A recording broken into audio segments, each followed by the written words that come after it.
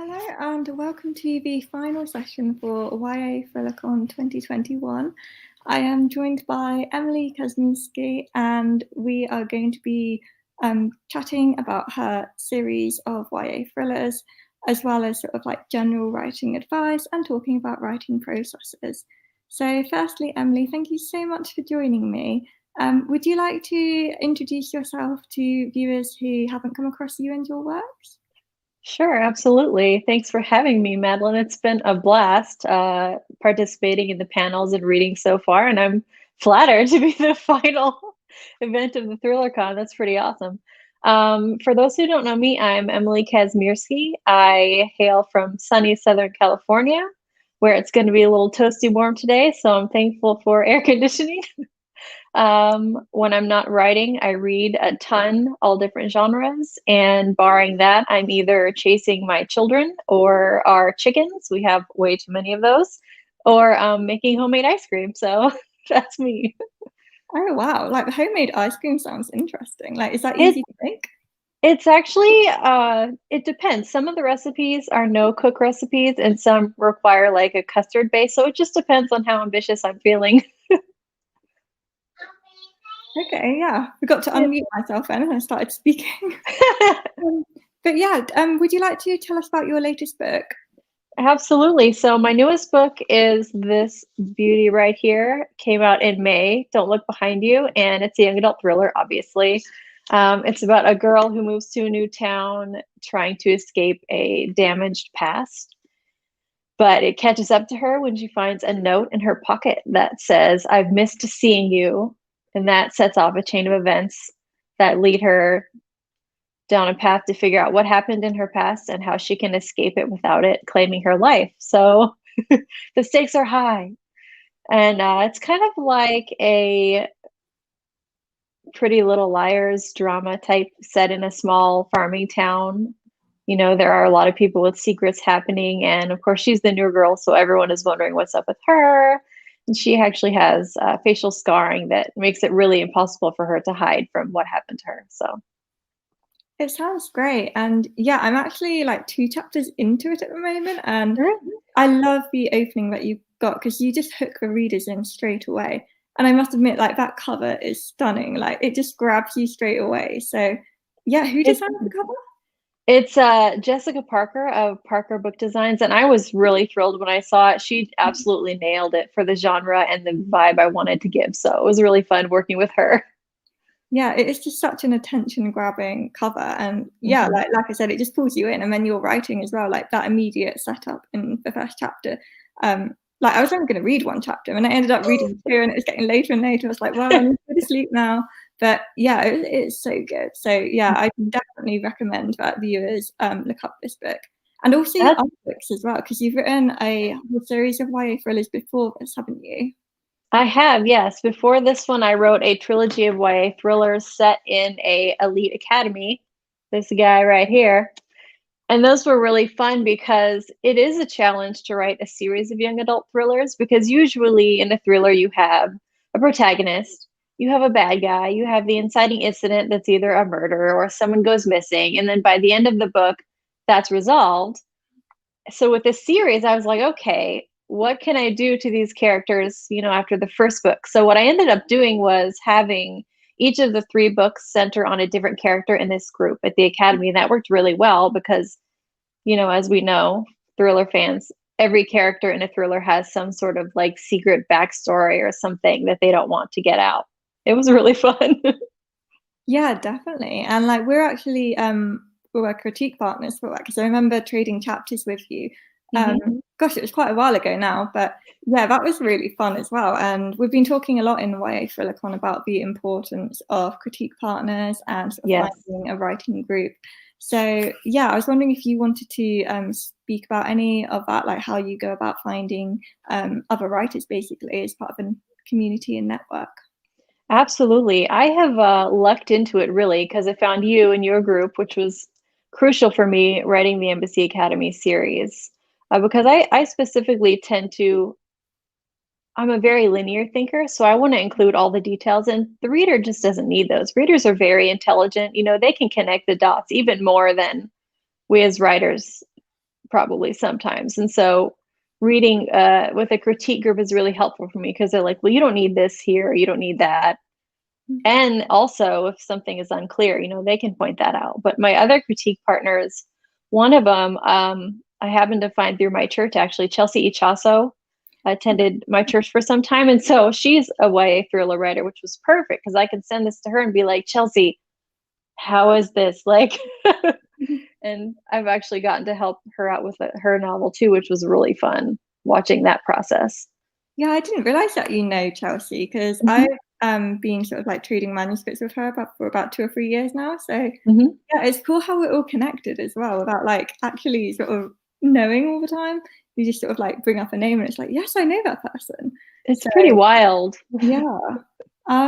Yeah, so what's your writing process like then? Okay, so basically, with Don't Look Behind You, for example, I was watching a television show and got this idea, and I was like, "Ooh, that's good." But it was the end of the book, and so I had to go back and trace the story. Well, this is where it ends. How did I get there? And so then I had to, construct a background for this character and, what her motivations are and why she does everything she does and just build the story from there. And I tend to use a structure where you have the prologue, you have your inciting incident, and then you have three game changing moments. And that actually works really well for young adult thrillers because oftentimes in a young adult thriller, you have the main character finding pieces of evidence.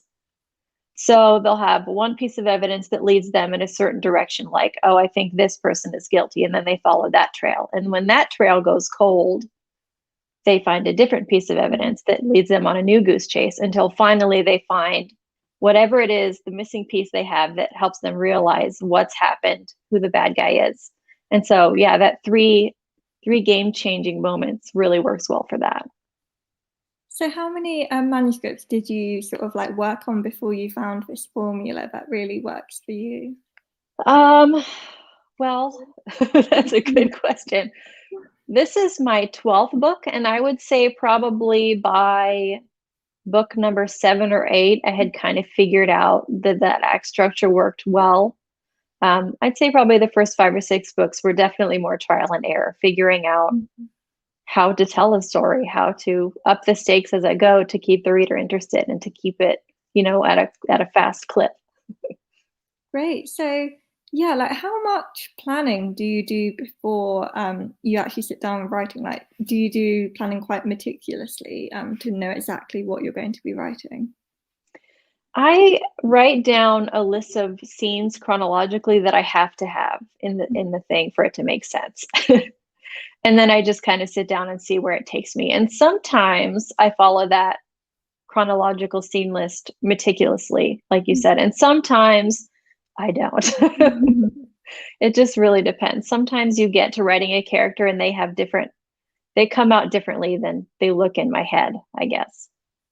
Yeah, I love it when characters like really surprise you because I don't really outline at all because if I outline or like even just do like a little plan, I will almost feel like I've written a book already and then I'm not as motivated to write it.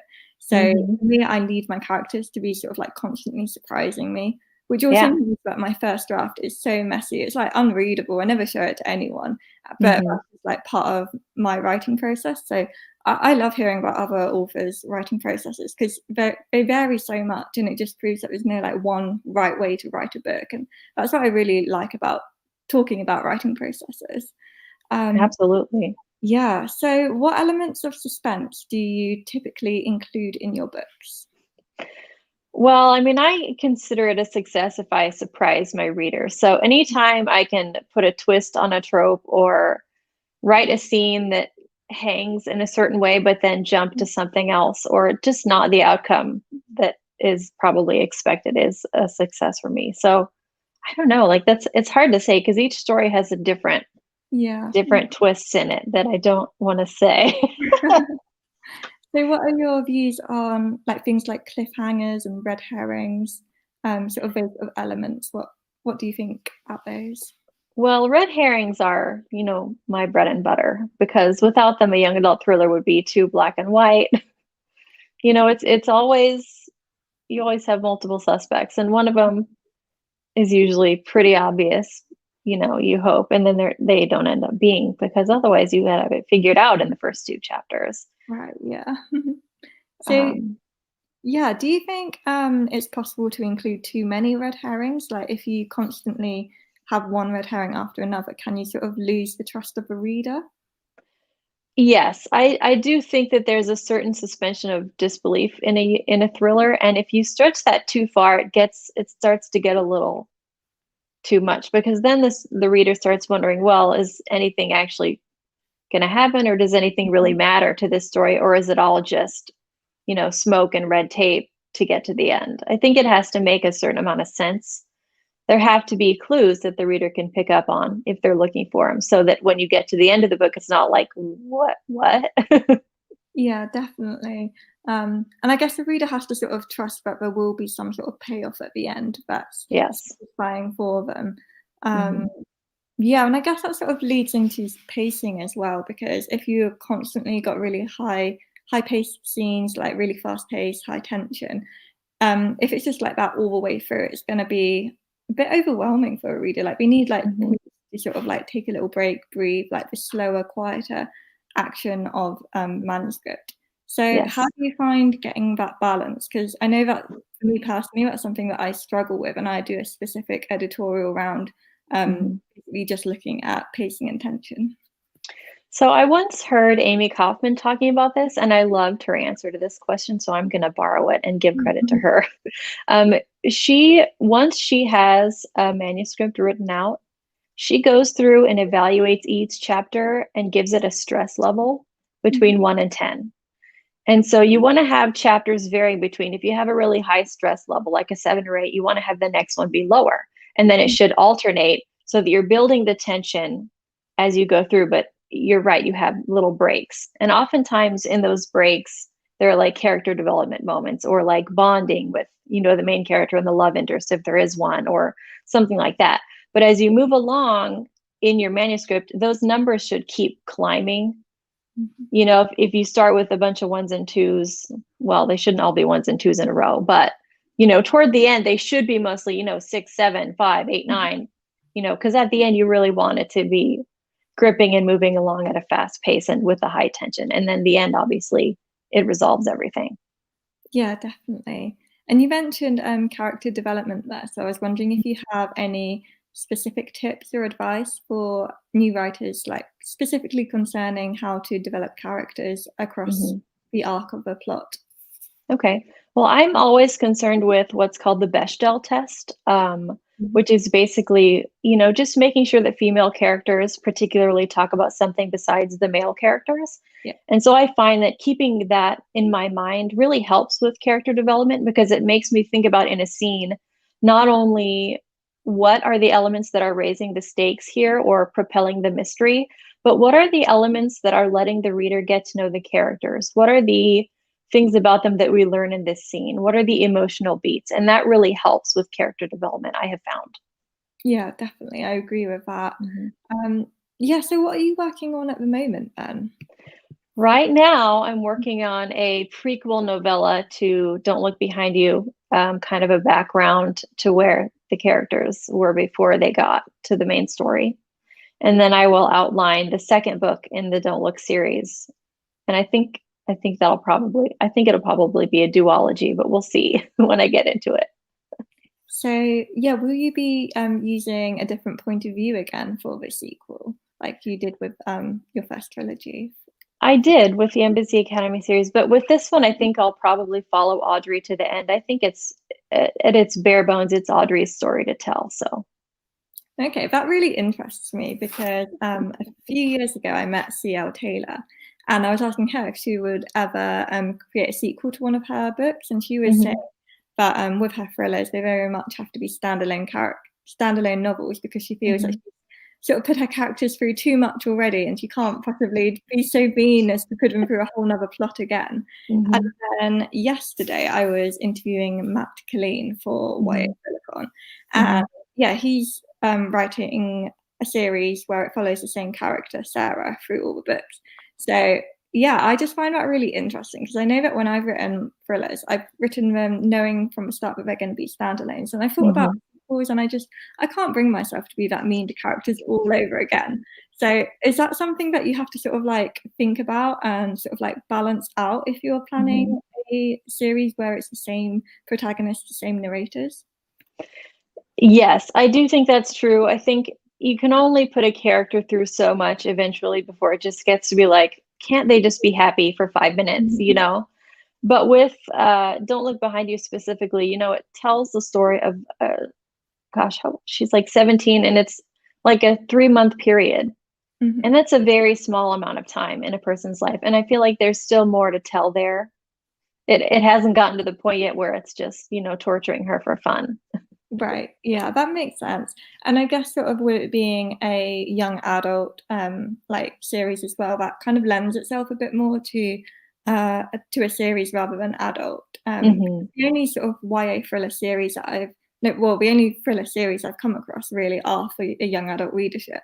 So I do think Hmm. that the young adult sort of opens up that possibility of making it into a series and makes it more likely in a way. I absolutely agree because with young adults, the happily ever after is different than it would be for an adult thriller. Mhm. Because in an adult one, you have, it's a detective or a disgraced police officer or a PI or whoever it is, chasing their white whale and then they catch them and then that's Mhm. happily ever after. But with a young adult thriller, they're teenagers. There's so much more in their lives than, this particular moment in their career because they don't even have a career yet. Right. Mhm. Yeah, that totally makes sense. So, yeah, like you mentioned, you're working on this prequel as well. Mhm. So roughly how long does it take you to write, let's say, a full-length manuscript? So, Don't Look Behind You was a specific case because I started writing it last April and then the pandemic hit and my children were home from school all the time, Mhm. which threw a wrench into my writing process. So it took me about a year to write it, which is frankly shameful in my opinion. For me personally, I'm Mhm. usually much faster than that. I've written books as quickly as in 1 month. Now, obviously, that's a rough draft that will need work, and that's like for Nano. I've done it twice Yeah. and really enjoy it. But if I'm really wanting to write a cleaner draft, not like a Nano draft, it takes me probably 3 or 4 months to work from beginning to end. Yeah, that makes sense 'cause well, you're a much quicker writer than me with this because like my last thriller took me about 8 or 9 months just to sort of get a solid first draft. Well, I say first draft, but as my first drafts are so messy, they're more like draft Mhm. 0, and then it was once I Mhm. tidied it up. But yeah, like you say, when we're doing Nano, it's very much a different mindset in a way because then it's very much about just getting the words on the paper, hitting that Yes. daily word count. Yes. So yeah, are you a big advocate for events like Nano, which really encourage like fast first drafts? Yeah, I absolutely think Nano is a great jumping off point, especially for people who haven't done a lot of writing yet. They may not know their process or if they can even write a full length manuscript. Mhm. And so I think that's a great way to start because, like you said, you're getting the words on the page, you're telling yourself the story. It doesn't have to be perfect at the end, but then at the end of a month, you have a completed story in your hands. And I think that's fantastic. Yeah, definitely, because it really helps you sort of focus on actually telling the story. Hmm. It's like I can't remember who first said this, but there's some writer who said, um, like the first drafts don't have to be perfect; they just have to be written. Because once Hmm. they're written, you've then got something to edit. And I just Hmm. love that because it just makes so much sense to me. And knowing that it doesn't have to be perfect really sort of like takes the pressure off. It means I'm having more fun with the draft as well. I'm more likely to be writing what I want to write rather than what I think I should be writing because I Hmm. found there's quite a difference there. And yeah, like if there's pressure being put on me to write something, I will either write something completely different, just like as a distraction, or I just like will stop writing at all and I just get like almost too sort of self-aware of what I'm trying to write and it will just like be like total writer's block for me. So Hmm. yeah, do you ever find sort of that sort of thing happening? I absolutely do. I have several like half finished manuscripts that I stopped writing because they weren't working for whatever reason. It was either me not figuring out where I wanted to take it, or I just hit a wall and was like, this isn't interesting. This isn't flowing well. And I would just put it down and start something else. And I don't know if I'll ever go back to those. We'll see. but right now I'm working on something different. So I think all writers have like that graveyard of half done manuscripts that they have sitting on their computer that they're like, I don't know about these. Yeah, definitely. I've got so many, but I think like with a lot of them, I'm like secretly thinking that I will go back to them at some point. It's just, yeah, it's just like deadlines. Like whenever I'm under deadline, I always find I want to be writing something else, and then I'm Hmm. like trying to fit both in, and then it ends up like complete total mess. And then I get mixed up between manuscripts as well. So yeah, do you work on multiple manuscripts at the same time, or do you sort of like work solidly on one and then move on to the next? I don't. I work on one at a time because I try really hard to make each character sound different Hmm. in my head. And I find that if I work on multiple projects at once, they sort of blend together and the voice gets muddied and that just I just can't do it. I have to do one at a time. And I think probably the only way I could was if they were such completely different genres Hmm. that there was no way they could cross over. Yeah, that's a good point about the voices getting muddled because like I write several different genres and I'm just thinking about it now when I am working on multiple at the same time, it's one of each genre. I don't think I've been trying to write sort of like two young adult thrillers at the same time. So Mhm. yeah, I guess that does sort of help me like compartmentalize it as well, which again does make it a bit easier to sort of like shift gears from one to another. Mhm. Um, but yeah, do you have any sort of other writing tips or advice for new writers, sort of more generally about like any of the aspects of writing or querying, editing, any of that? Yeah, absolutely. I would say, decide what genre you want to try writing and then read a ton of those books, figure out what the tropes are and how you want to use or not use them. Mhm. And then just sit down and try to write. Try not to get bogged down in editing at first, because usually, I don't know about everyone else, but usually when I start a story and I end the story, it doesn't always, there are certain aspects of the character or the plot that change as I write. And so I'll have to go back and edit anyway. And if I get too bogged down in editing when I start writing, I would never finish. Right, So yeah. I would just say, to a new writer, sit down, write the story. Just remember the first draft is allowed to be a hot mess. You're just telling yourself the story. Just get it on paper and then worry about going back and making sure that it makes sense because probably some of it won't, and that's okay. Yeah, definitely. Yeah, that is such great writing advice. Yeah, so thank you so much for joining us for this interview. Just to finish up, would you like to tell readers where they can find you online and where they can buy your books? Absolutely. You can find me at emilykazmierski.com, or I spend a lot of time on Instagram at author Emily Kazmierski. You can find my books at Amazon, Book Depository, Barnes& and Noble, or best of all, your local indie bookstore. Go in there and have them order it for you because bookstores are a fantastic resource and we need to fight for those as much as we can. Definitely, yeah. So again, thank you so much for joining us for this interview and the final session for YA ThrillerCon 2021. Oh, it was my pleasure.